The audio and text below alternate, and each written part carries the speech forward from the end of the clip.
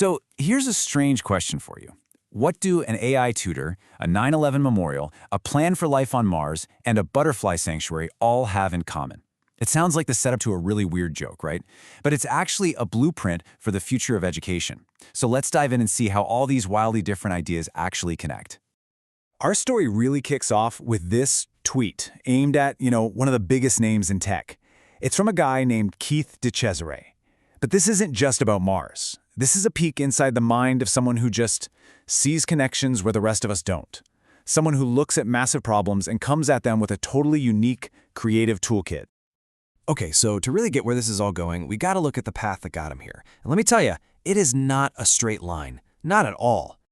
And when you look at his work, what's really fascinating is his pattern that starts to pop up.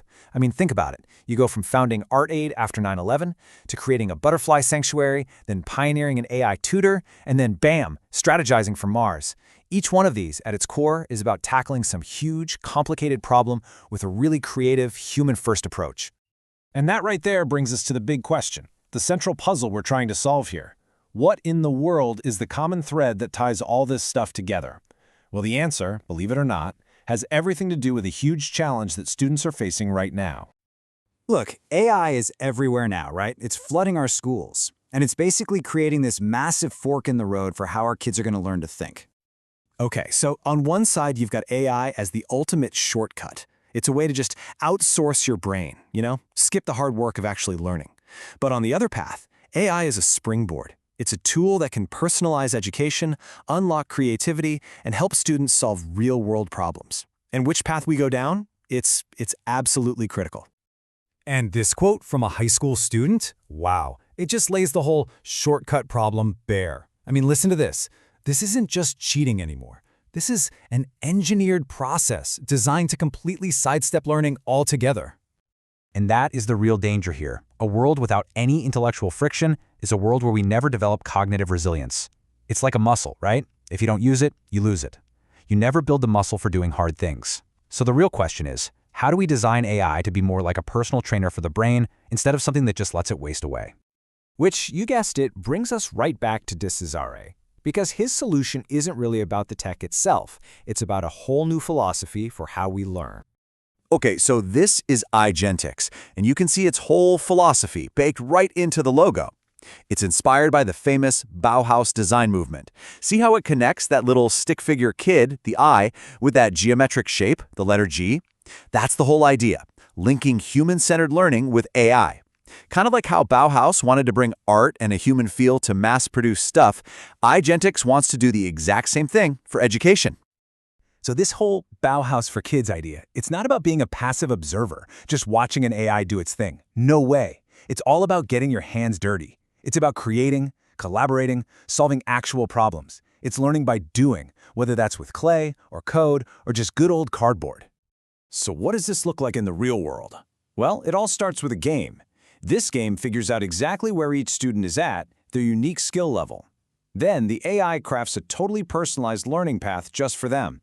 And here's the cool part. It provides real-time support, they call it scaffolding, at the very moment a kid starts to struggle.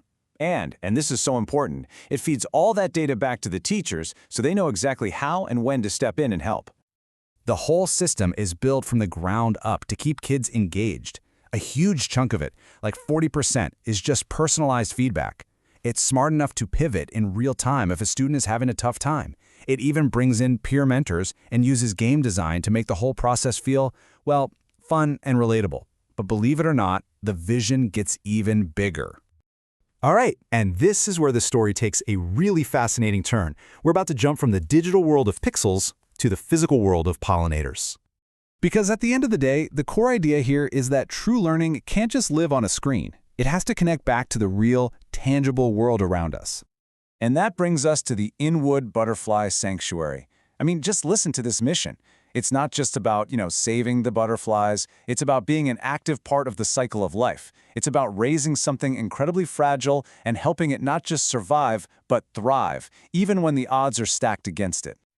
And this is the aha moment. This is the hidden connection. The problems facing kids in cities, feeling disconnected from nature, from their community, they're almost a mirror image of the problems facing the butterflies, losing their habitat.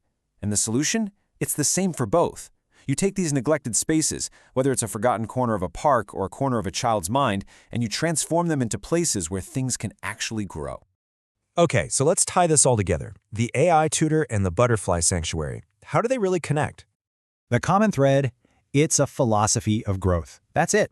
It doesn't matter if you're using AI to help a student who's stuck on a math problem, or you're teaching that same kid how to raise a caterpillar. The goal is exactly the same. Create the right environment for something to flourish. And the results? They're pretty powerful. Get this. In one classroom that used this model, they started the year with only 25% of students on track. By the end of the year, that number jumped to 95%. That's what happens when you really focus on this kind of targeted, human-centered growth.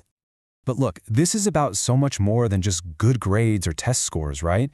The real goal, the big picture, is to prepare students to be engaged citizens, to give them the tools to navigate this incredibly complex world with not just skills, but with empathy too.